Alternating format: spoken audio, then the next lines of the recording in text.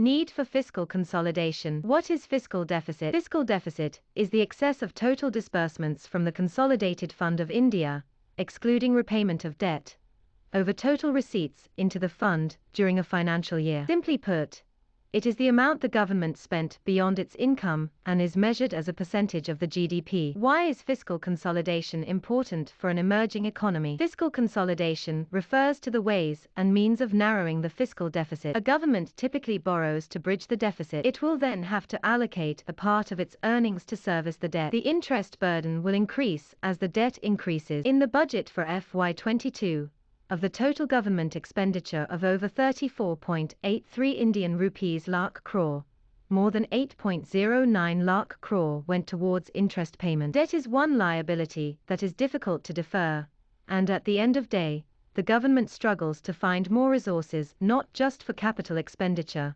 but also revenue expenditure. In the long run, uncontrolled fiscal deficit will hurt economic growth. Is fiscal consolidation legally mandated in India? The seeds for fiscal consolidation were sown in 1994 by the then Finance Minister Manmohan Singh. In his budget speech for FY95, he highlighted the need for fiscal discipline and pronounced a policy to end monetising the deficit. Till then, the government was financing its deficit by creating money through unlimited recourse to the Reserve Bank by issuing ad hoc treasury bills. This weakened the Reserve Bank's ability to direct effective monetary policy. Singh announced phasing out ad hoc treasury bills, after which the government would fund its deficit through market borrowings. As open market borrowings piled up to fund the deficit, Yashwant Sinha in his budget speech for FY01 called for a strong institutional framework to ensure fiscal responsibility. This resulted in the enactment of the Fiscal Responsibility and Budget Management Act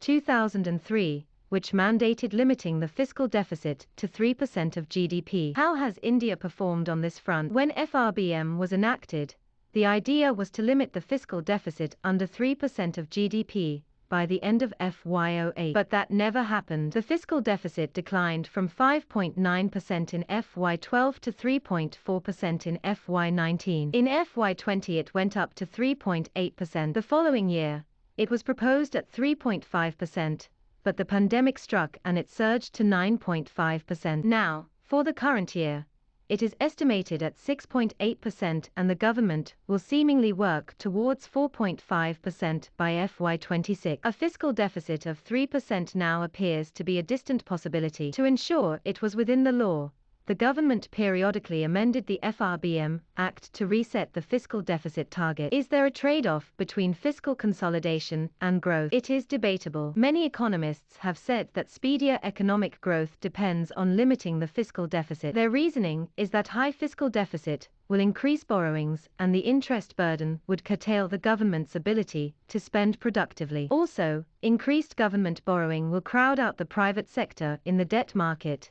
leading to higher interest rates, which will hurt growth. Other economists have argued that fiscal consolidation is not a fiscal compression mechanism, rather it is an expenditure switching mechanism. The original FRBM Act of 2003, they say, pushed for shifting the expenditure from revenue to capital, which will lay the foundation for higher growth. They argue that the FRBM Amendment Act of 2018 completely dilutes the original act to become contractionary.